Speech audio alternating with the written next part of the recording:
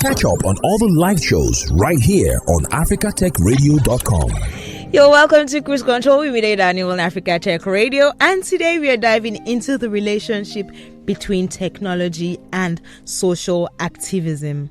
Today we're going to be discussing how technology has become an indispensable tool in the arsenal of modern day activists. From hashtag movements to online petitions, technology has changed the way people organize, mobilize, and advocate for change. Social media platforms like X, formerly known as Twitter, Facebook, Instagram, TikTok, have become virtual megaphones for activists, allowing them to reach millions of people with a single post. And what is funny is that, or what is interesting more, is that the viral nature of social media has been able to shatter, to break geographical barriers. It doesn't matter that you're in Nigeria and I'm in the UK, or I'm in the US, or I'm somewhere in Europe. The viral nature of social media has shattered these geographical barriers, and it allows activists to connect across continents, across cultures, and guess what? In real time. That's the best thing. So hashtag movements like hashtag Black Lives Matter have sparked global conversations and moved millions to demand justice and equality. Hashtags like I Can't Breathe, I can't really remember the one where the police officer knelt beyond the details are a little bit fuzzy, but these kind of hashtags have gone far in making sure that, it's gone around. It's become not just like local movements, but global movements. And locally, we had hashtags like hashtag End SARS, hashtag Revolution Now, hashtag End Police Brutality. Then there was a movement that said that the government had ended SARS, and then they said they were going to replace them with SWAT, and there was the hashtag End SWAT.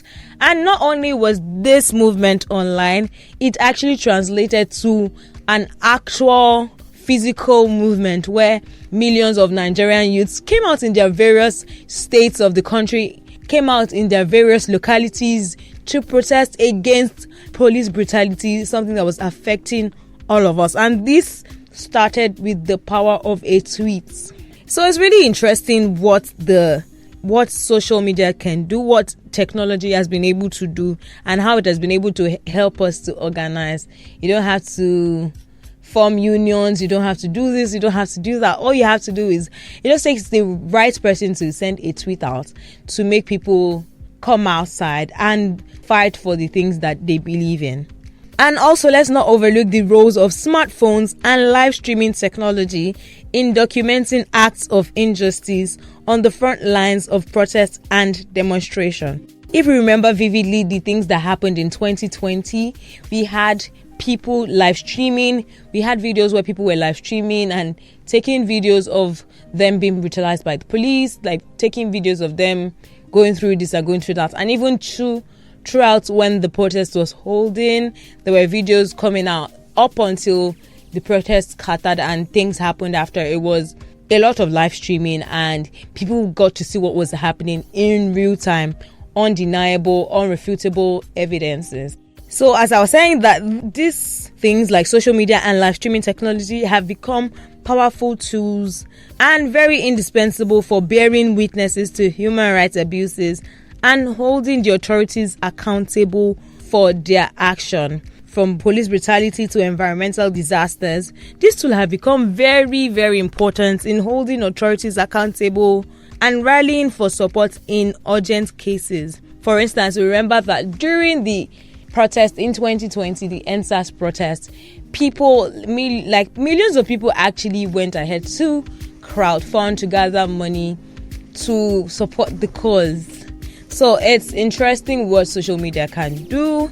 We also actually, to mention that during the protest, the End SARS protest, it actually became quite a global conversation. So it didn't just stem from abroad, it stemmed from Nigeria and became a global conversation, with Jack Dorsey of Twitter at that time retweeting. We had celebrities, from foreign celebrities, both Nigerians abroad and even foreign celebrities, retweeting and joining the conversation.